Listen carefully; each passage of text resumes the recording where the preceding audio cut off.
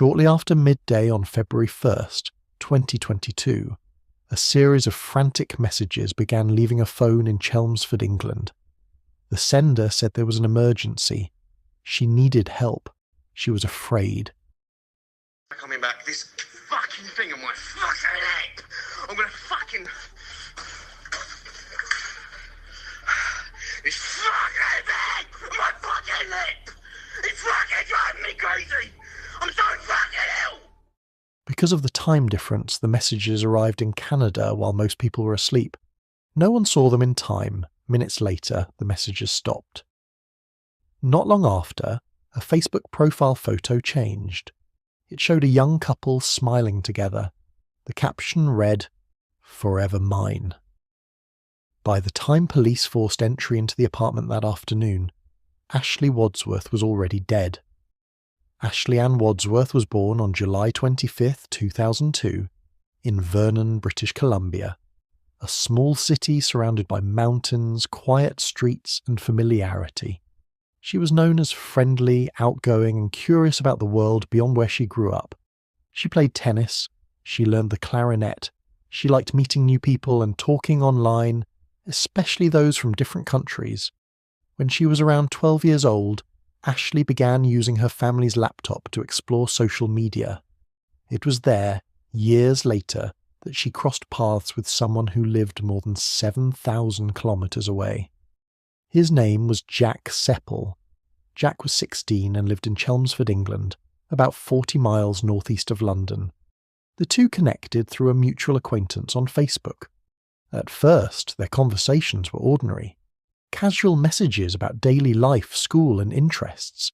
It wasn't romantic in the beginning. It didn't feel dangerous. Ashley told her mother, Christy, about Jack.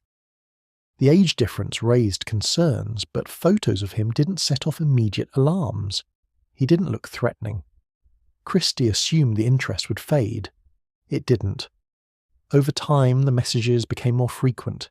Jack sent gifts, jewellery, clothes, money, a teddy bear. The relationship drifted in and out, sometimes quiet, sometimes intense. Eventually, communication became constant, centred on one shared goal: meeting in person. As Ashley grew older, Jack's behaviour changed.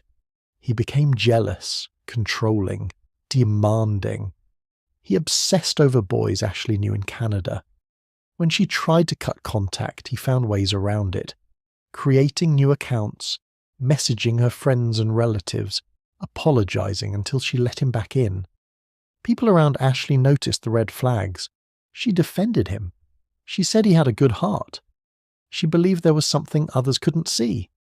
In October 2018, Jack tattooed Ashley's name on his arm.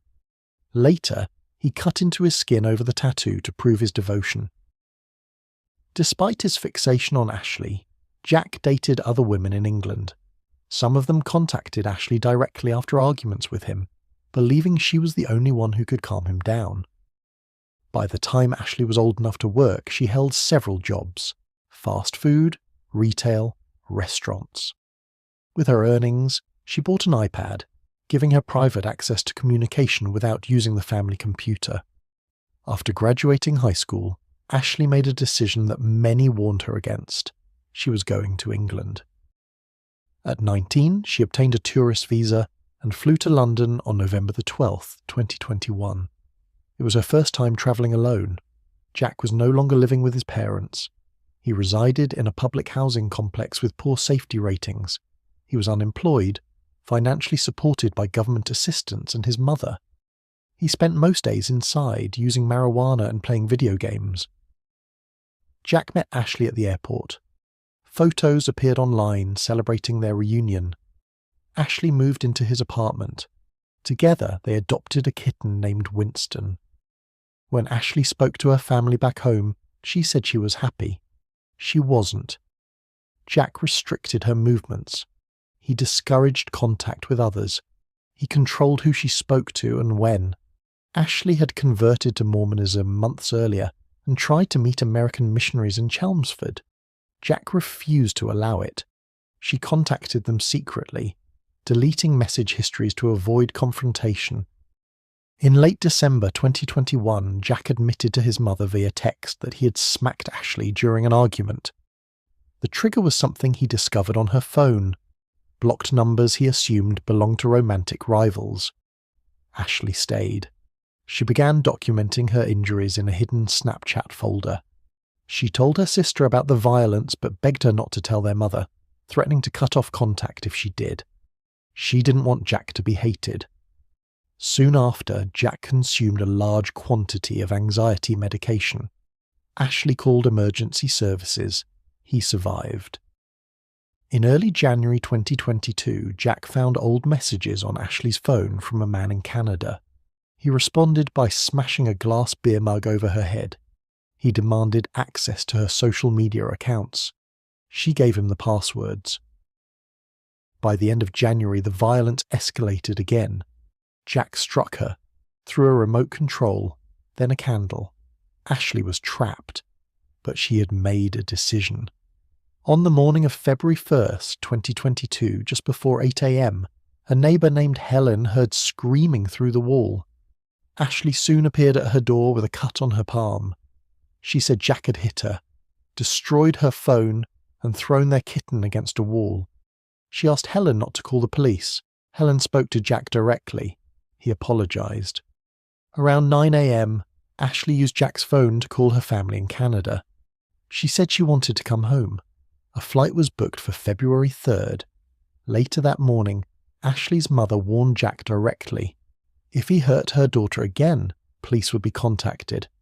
Between 11:22 a.m. and 12:38 p.m., Ashley sent multiple messages to friends and family saying she was in danger and needed help. No one answered in time. Sometime between 12:38 and 12:45 p.m., Jack strangled Ashley. Then he stabbed her at least 90 times with a kitchen knife. Afterward, he updated his Facebook profile photo and wrote, "Forever mine." When Ashley's family woke and saw the messages, they contacted a friend in England who alerted police. Officers arrived at the apartment at 3:50 p.m. After receiving no response, they forced entry. Inside, they found Ashley's body. Jack told police he had become psychotic. Evidence surrounded him. Blood was found throughout the residence. They also discovered an unsent video Jack had recorded for Ashley's sister. In it, he confessed. He said he couldn't let Ashley leave. He had also messaged his own sister, admitting what he'd done. Jack Seppel was arrested, charged with murder, and later pleaded guilty. He was sentenced to life in prison, with eligibility for release after 23.5 years. Ashley Wadsworth never made it home.